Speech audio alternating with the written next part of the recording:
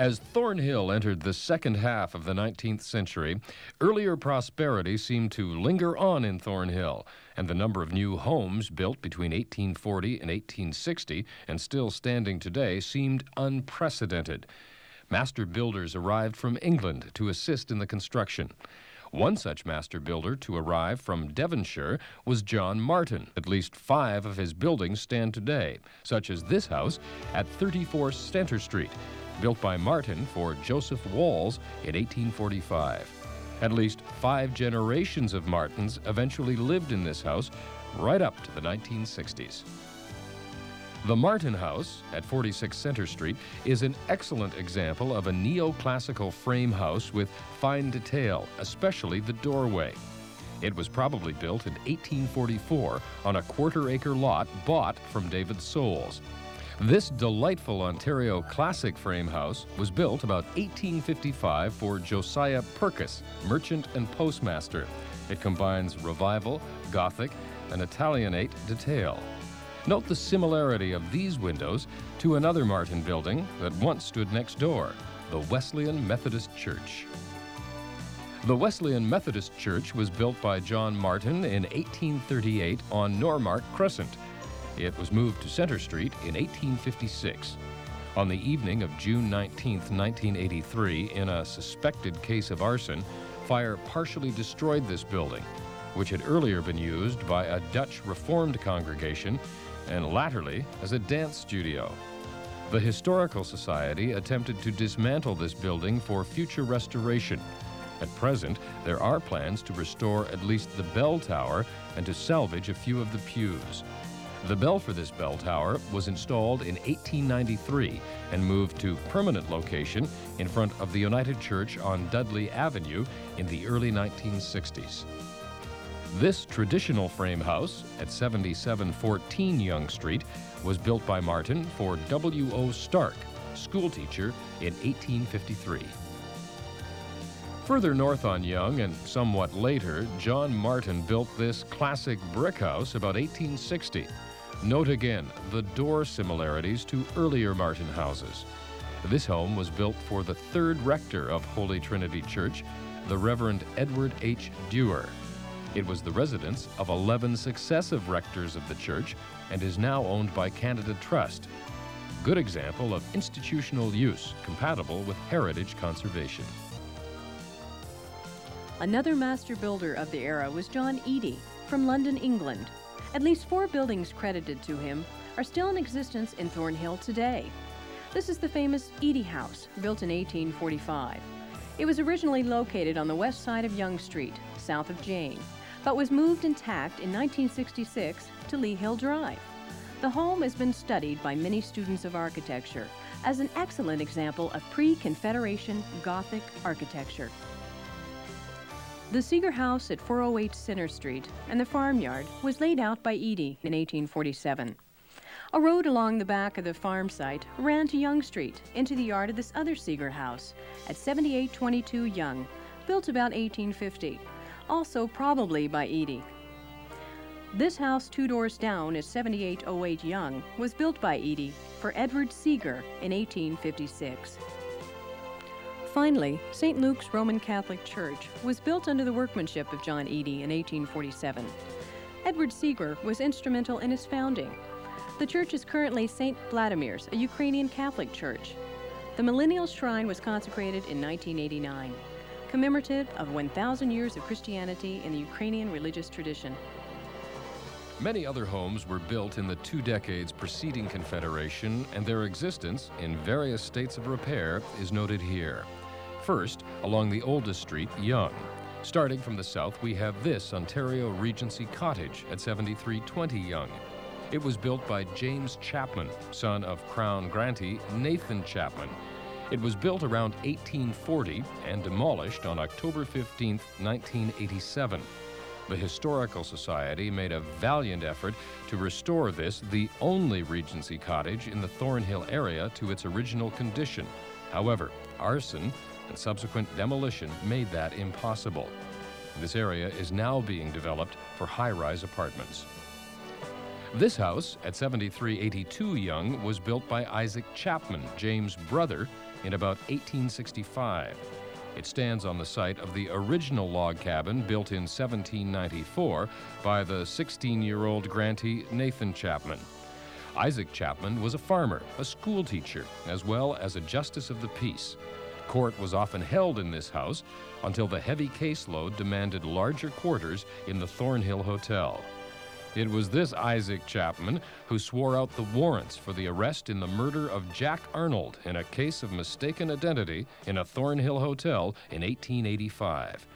This lot and farmland were in the Chapman family continuously for 143 years, from 1794 until 1937, when the land was sold by Nathan's two granddaughters, Lucy and Bertha. Currently, this area is the site of exclusive townhomes after the home was demolished in July of 1986. This house, at 7396 Yonge, was built for David Chapman about 1854 by his brother William. This farm and the two homes on it were sold in 1937 by Lucy and Bertha Chapman to the George Spring family and is commonly referred to as the Spring Farm. In 1980, to avoid demolition, this house was moved to 148 John Street by Bill and Vivian Wiley, who have done an exemplary architectural and historical restoration, for which they were awarded an Ontario Renews Award from the Ministry of Housing in 1986. This fine Regency house at 7460 Yonge was built about 1860 by stonemason Jobb Trott for Robert J. Arnold, distinguished son of a notable family. His grandfather, Captain John Arnold, was taken prisoner by the Americans in the War of 1812. Robert J. Arnold, for whom this house was built, was Reeve of Vaughan from 1861 to 1863. The house has since been purchased and restored by the town of Vaughan and serves as the Arnold House, Center for the Arts, at 15 Springgate Boulevard, to where it was moved in 1981. This time-worn Georgian cottage at 7490 Yonge dates back to 1830, although another dating has it built around 1870. It is typical of the clapboard farmhouse of the time, and only 4 are said to remain in this part of Vaughan. It was demolished in 1982. A classic revival house of distinctive brick circa 1860 can be found at 7636 Yonge. Parts of the building may be older. Home of the Gallanoughs for many years, it was reportedly built by Archibald Gallanough on land purchased by indenture in 1846. This home was moved due south about 15 feet from its original location and re-sided in 1988 when this entire streetscape was upgraded.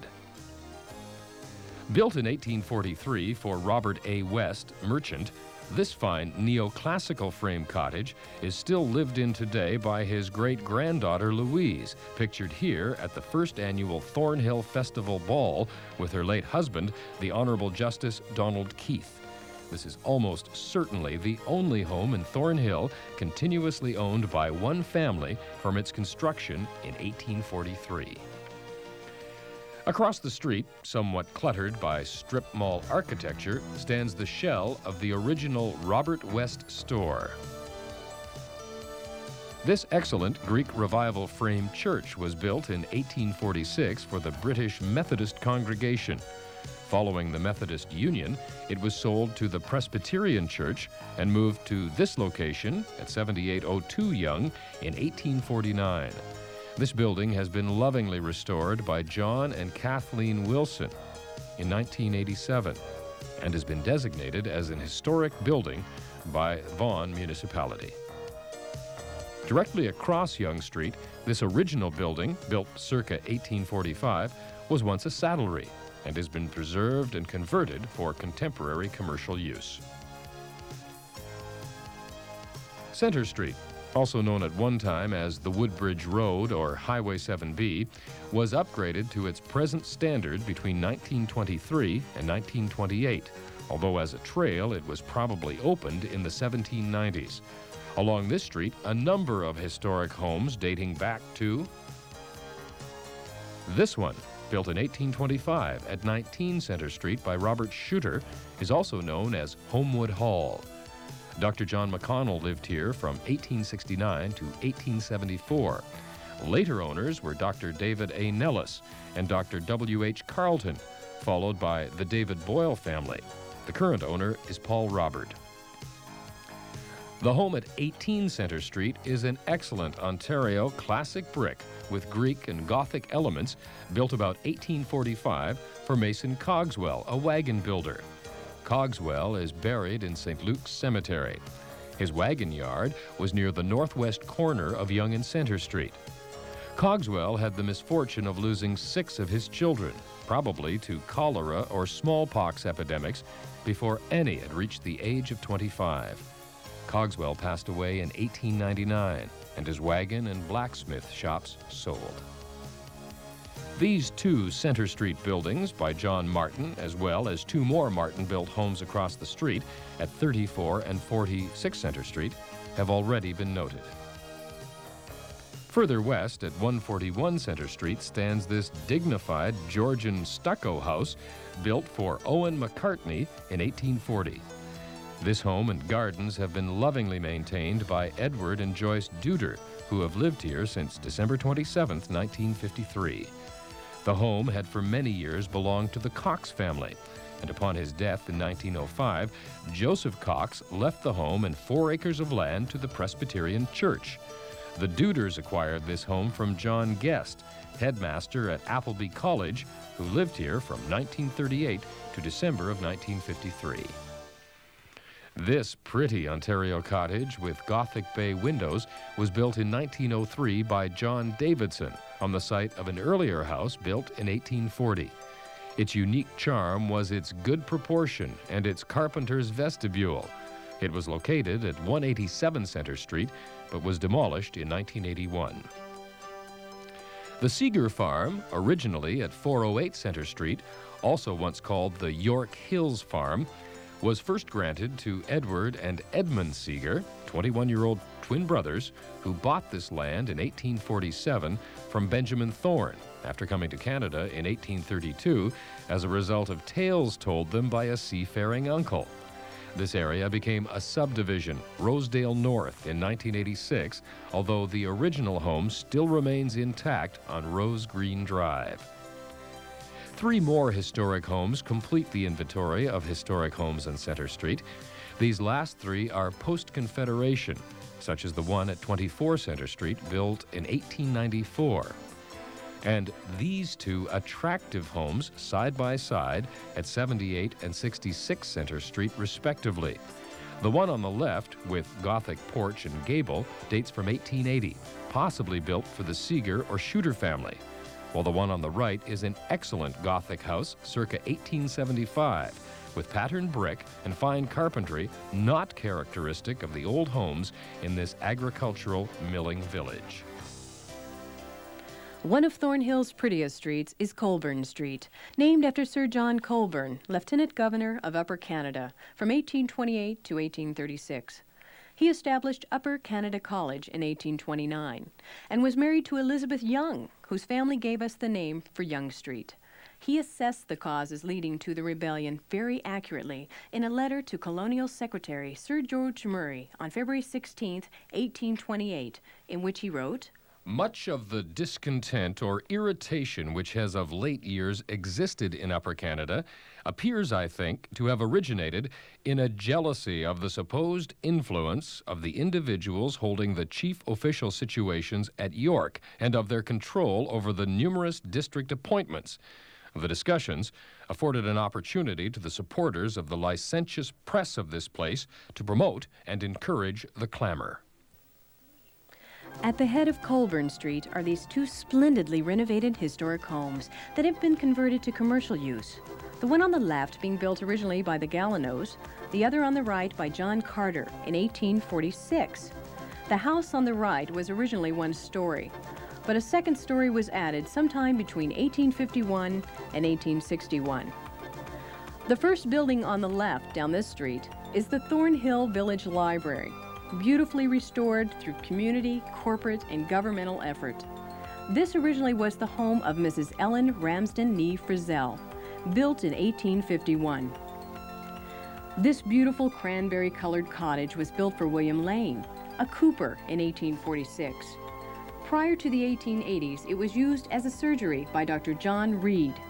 For a number of years, it was the offices of Thornhill restoration architect Napier Simpson, Jr., who was tragically killed in an airplane crash en route to a Viking heritage site in Newfoundland on June 23, 1978. This double cottage at 26 Colborne was built by John Ramsden, Miller, as was this one at 30 Colborne. On the south side of Colborne, we have this historically significant home at number 11 Colborne, the residence of famed Canadian artist Fred S. Haynes from 1921 to 1940. The home at 15 Colborne was built in 1853 for Robert Jarrett, a joiner. That is to say, someone skilled in furniture making and woodworking. Jobb Trott, mason, built this home for himself in 1851. Unsatisfied with the bricks made in John Bishop's brickyard, at the site of the present Thornhill Public School, he made his own for use in the chimney. This double cottage was built in 1850 by Thomas Hamill.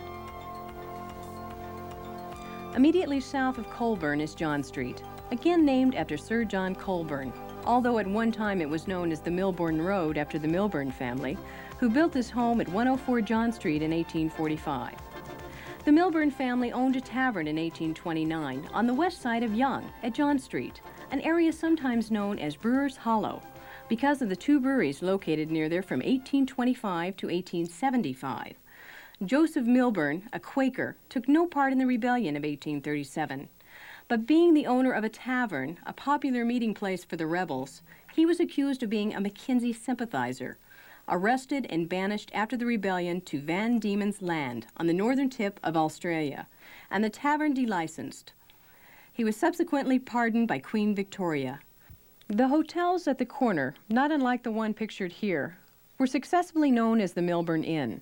The White Horse Tavern, owned by John Meeks, Queen's or Lemon Hotel, Henry Lemon proprietor, as well as the Houghtons. This is a view of John and Yonge at the turn of the century, and again in 1990. Morris Casey, laborer, built this home at 14 John Street in 1854. The home at 22 John Street was owned in 1846 by Margaret Goodfellow, gentlewoman, while the house next door on the left is that of Richard Frizzell, the Paul Revere of the 1837 rebellion. John Lane, a cooper, built this home in 1845. A cooper is a barrel maker, and because most flour from mills was shipped out in barrels, about 45,000 in the year this house was built, the skills and services of a cooper were in great demand. William Lelliott, a mason, built this home in 1860. One of Thornhill's most interesting personalities lived in this house at 32 John when it was on its original location near Yonge and Elgin Streets. It was the home of Holy Ann Preston, given to her by her employer, Dr. John Reed. Holy Ann was a devout Methodist born 1810 who came to Canada in 1830 as the housekeeper to the Dr. Reed family. Holy Ann lives here was chalked on her door by pranksters, and the name then stuck with her for the rest of her life. The miracle of the well was attributed to Holy Ann when she prayed for water to return to the dried-out family well, only to find next morning that a lowered bucket came up full and splashing. And this is her prayer shed, where she spent much time in prayer for the ill or unfortunate. Holy Ann died on June 21, 1906, at the age of 96, and was buried at Mount Pleasant Cemetery. The mayor of Toronto testified in his church that, "I have had two honors this week. It has been my privilege to have an interview with the President of the United States, and I have been pallbearer to Holy Ann. Of the two honors, I prize the latter most." A book, An Irish Saint, by Helen Bingham, gave Holy Ann worldwide recognition when it was published in 1907. It went through 28 editions and was printed in 6 languages. It brought pilgrims to Thornhill to visit the well and the home. By the 1850s, railway building was booming across North America. The railway bypassed Thornhill toward Concord, 4 miles away, where the original water tower still stands today, although the station, named Thornhill until the 1920s, was demolished circa 1980. As Thornhill approached Confederation, the general economic picture was good and even improving, especially as the American Civil War at this time created heavy demands for Canadian wheat. As a result, a second, smaller wave of post-Confederation building took place. These homes, previously shown, are typical of the many built in the village after 1870. The latter home was reclad with distinctive brick in 1988. The owner, Michael Fields, was the recipient of a Vaughan Heritage Award for this home and streetscape in 1989. However, disaster was never far away. Flooding was always a problem in a settlement by a large river. Major flooding occurred in 1857, 1878, and again in 1954 with Hurricane Hazel, when all bridges leading into Thornhill were washed out, including these on Yonge Street and on John Street at German Mills. Epidemics of smallpox and cholera were not uncommon throughout the 19th century. In the winter of 1874, Thornhill experienced an outbreak of smallpox, and Dr. Gallanough lost 4 of his children, Albert, John, Marianne, and Archibald, in a 3-week period. A sad and sorry picture is recalled of the bell of the Holy Trinity tolling mournfully 4 times in 3 weeks, and of Mr. Gallanough, a sad and solitary figure, trudging up the snowy hill to the Anglican cemetery behind the sleigh bearing the casket of one of his little ones.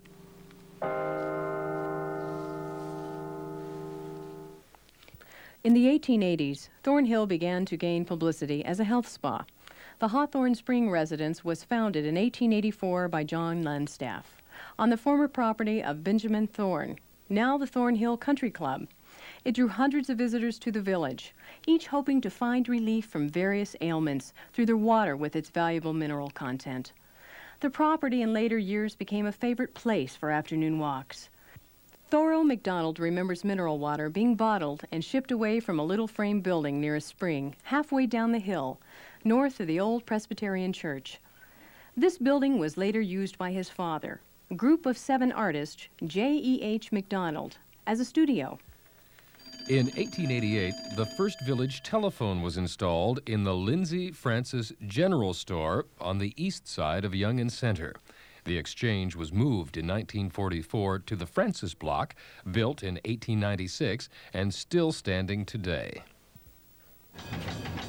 In 1896, the Yonge Street Metropolitan Radial Line was built through Thornhill to Richmond Hill and eventually to Lake Simcoe. Many church groups held their annual picnic at Bond Lake and traveled there on these cars. It was taken over by the City of Toronto in 1922 and turned over to the Hydroelectric Power Commission. In January of 1927, it was turned over to the TTC. And for a short time in 1930, motor buses replaced electric trolley cars. The last radial car clattered down Yonge Street Hill on Sunday, October 10th, 1948, 52 years later. The toll gate and stagecoach service, which had run since before the 1850s, was closed down in 1896. In 1906, most of Thornhill's inns and taverns virtually went out of business when a bylaw prohibiting the sale of spirituous liquors in Markham and Vaughan went into effect. By this time, there were at least 7 hotels in Thornhill, some wet, others dry. Now they all went dry. In the decade before World War I, the village was a pleasant, quiet place. Cars were unheard of, and snowplows were unseen, except on the old Metropolitan Radial Line. Sleigh riding was a favorite pastime on the Yonge Street Hill north of town.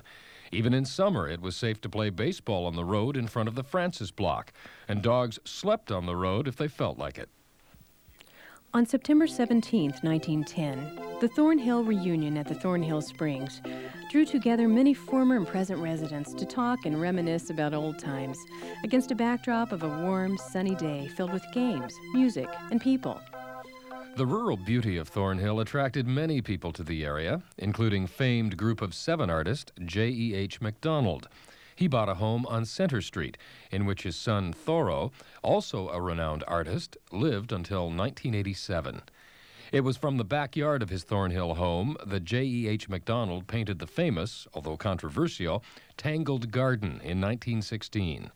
5 of the group of 7 resided in Thornhill at some time or another. Besides MacDonald, they were Franz Johnston, Arthur Lismer, Fred Varley, and Frank Carmichael.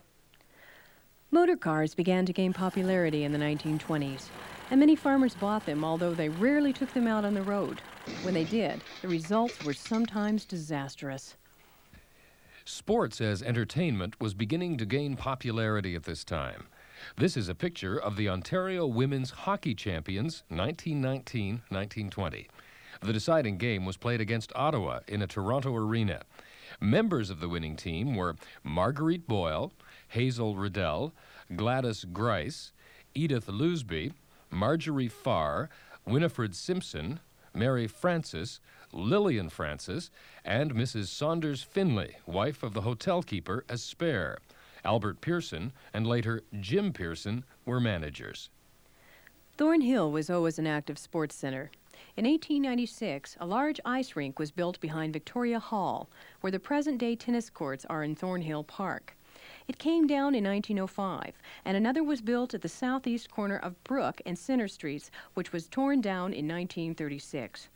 The Metropolitan Railway line sponsored hockey teams at each stop along the line, such as Bedford Park, Thornhill, Richmond Hill, Aurora, Keswick, and so on. The beautiful Thornhill Ladies Golf Course was opened in 1924, 2 years after the Thornhill Country Club, and the Uplands Golf Courses were started. It was largely through the efforts of Ada Mackenzie, the first woman golfer in the Sports Hall of Fame, that this was accomplished. It remains the only such golf course in North America. It was built because of the frustrations experienced trying to get into the other golf courses. In 1923, this Thornhill public school burned down during a hectic week that saw 4 fires in the village. A vigilante group caught the itinerant culprit just as he was about to set his 5th fire. The school had been on this site just north of the corner of Jane and Elizabeth Street, facing east, since 1846. The pupils there were often entertained by the parrot that belonged to the Mrs. Jane and Elizabeth Edey, after whom the streets were named, who lived next door on Yonge Street. A favorite Halloween prank was to join the bell of the Methodist church next door to the bell in the school bell tower, then to set them both ringing at 3 o'clock in the morning. In that same year, 1923, this school was completed and is still in use today.